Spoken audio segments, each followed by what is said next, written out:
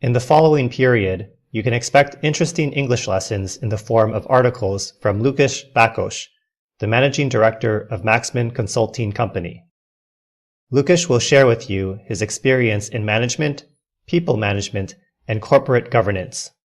The interesting thing about it is that we will not talk about things that you can read in books, but about the experience that Lukas gained in practice, as well as his own recommendations.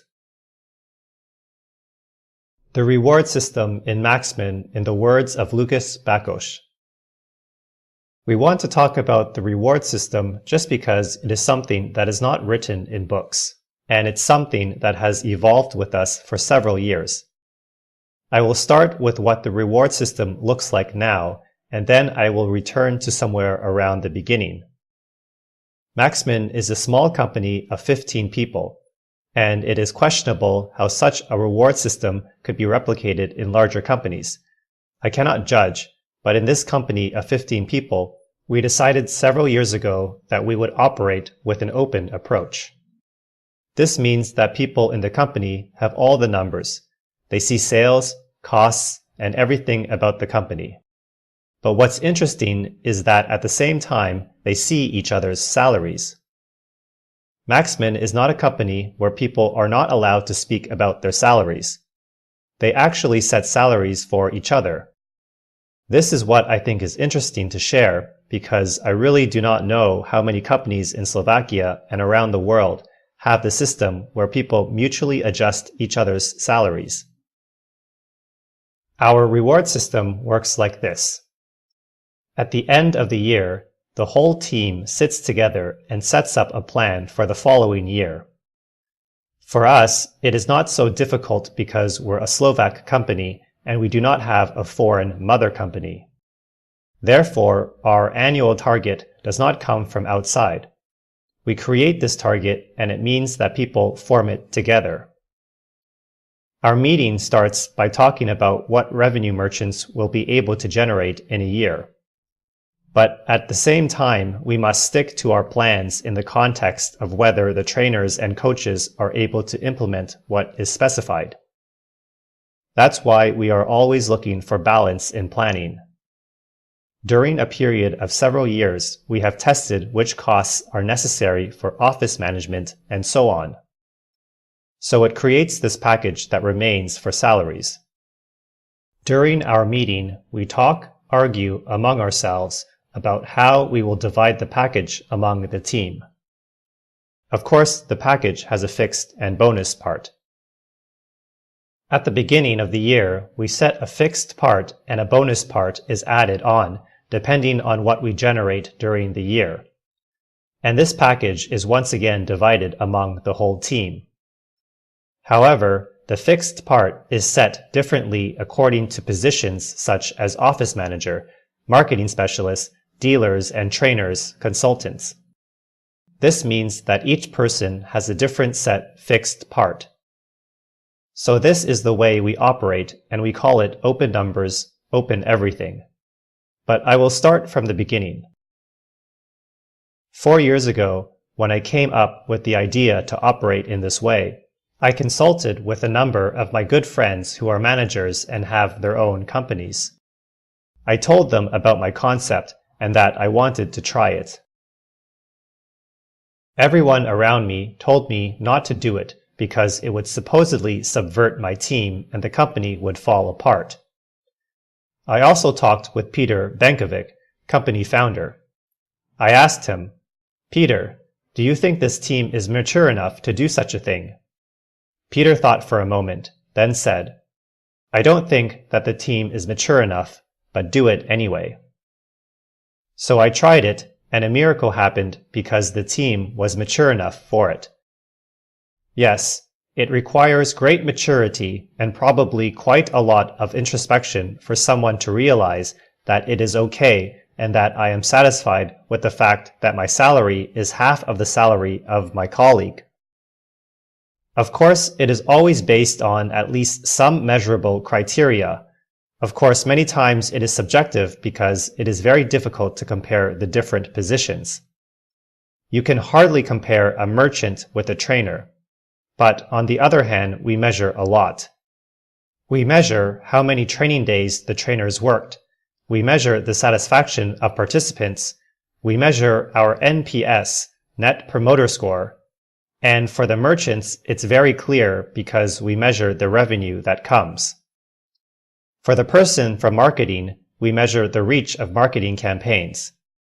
There are many different variables that people know about each other. So when we sit behind that desk and talk about who should have what set salary for that year, it is not just about a feeling that the good guy should get more. When we have, for example, 6 coaches, everybody sees that this coach trained 100 training days, another 80 days. This one has a success rate of 96%, the other one 85%. This is the information that is available to everyone, and they somehow manage it when we set salaries for each other. So it's not entirely a matter of feeling, but I return once again to the fact that it will never be objective. This is just such a community dimension. The more we all succeed together, the larger package we have later for dividing among all of us. It is not about individualism, or someone would have said, "So now I do everything to have the best training days, and I do not care how others are doing because the reward package is not individual, but is for the whole team." At the beginning, it was very difficult to set up and was quite surprising to people. Then after they ramped up to it, and when someone new came into Maxman, they already knew the culture, and it was no longer a surprise that we work like this and that we count with it. Adjusting discussions tend to be difficult because many times we discuss about who would like to earn how much. But when we go deeper, we always find out that the package that we want to earn is much greater than what we are able to generate together. Therefore, we must all simply subtract and trim our requirements in some way and set them realistically. Just today, we talked about the new design which is inspired by the book by Jürgen Appeal, Management 3.0, that similar assessments won't be done every year, but every month.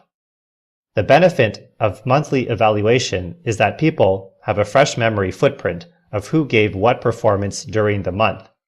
However, if it happens once a year, usually we assess the most recent months. Since we are a democratically controlled company, we'll wait until people think about this proposal and then we decide together whether or not we dive into it. So this is the concept of Maxman rewarding in a nutshell. I read somewhere similar in the book of Ricardo Semler, Maverick, who said X decades ago that they have been working this way already somewhere in the world, but I cannot judge if it's true. He called it the concept of self-government teams. I am very pleased that this concept works for us. It opened the space for the strategic management of the company. As people govern themselves, set salaries, and decide on their holidays, I am glad that I do not have to control them. Even now, I see that if I'm not here, the team operates independently. It can also be caused by some personality setting. I'm not set to control. I do not want to control. I do not want to manage. I just do not want to watch people, and thus I try to do everything possible to not have to do it. And thus, I invest energy elsewhere. I like to build relationships, and I like being with clients. Somewhere I read that there are managers who are working towards the inside, and the managers who are working towards the outside, and it is very important that everyone makes it clear where they see themselves. And from my point of view, it is very important that there is nobody forced to do something that does not feel good to him and that is not important for him. From my perspective, it is important to find yourself and find a style that matches you. And if I would take the challenge to implement this model in a large company, it is not about accepting the challenge, but I wonder if it's actually possible to implement it in a large corporate company. I do not know if it's possible to answer this question in advance. Someone would have to take a big risk to try it. I'm afraid not. Maybe if it was fragmented into smaller independent units, which would work like this. This brings us back to Semler. It would have been some self-managing teams that handled the budget in the way they saw fit. Then it might work, I suppose. However, there would have to be someone somewhere who would create budgets for each department, and then the teams would work with those budgets in a free way. I can imagine that it could work. I think that it might work in a large company, but on the other hand, I cannot imagine a person who would undergo this experiment in a big company. Let's try it and see if it works, but if the whole thing collapses, who would take the responsibility? Because in our 15-member company, if we tried it this year and we found that it was wrong, we could always say, okay, it was a misstep, and let's go back. However, if it was done in, I don't know, for example, a 1,000-member company, it could turn out very badly. But maybe it would be worth it to try it, and maybe such a daredevil will be found one day. About Lukas Bakos. I studied psychology and management. However, I have always been pulled towards the development and management of people. I started a long time ago as a headhunter, meaning in a company where we try to obtain capable people and sell them to other firms. And from there, I got into the consultation business for a while. But from my point of view, it was too soon because I was a relatively young consultant with no practical experience, and it seemed stupid to me after a while. I know that this is also the way, as there are consultants who get their know-how from books, and it may be so, but it did not seem the right way to me. So I gave up the consultation business and went to work in the corporate world. I was a manager, first in a telecommunication firm, then in one software company. There I realized a lot of things. For example, that theory is one thing and practice is a completely different thing. And after several years, I came back to the consultation business and I actually became a co-owner of the company Maxman Consultants. It has already been 8 years, and since then I have been in charge of this company. And besides that, I have managed it since then, and I still do business consulting, coach, and do training and workshops from time to time.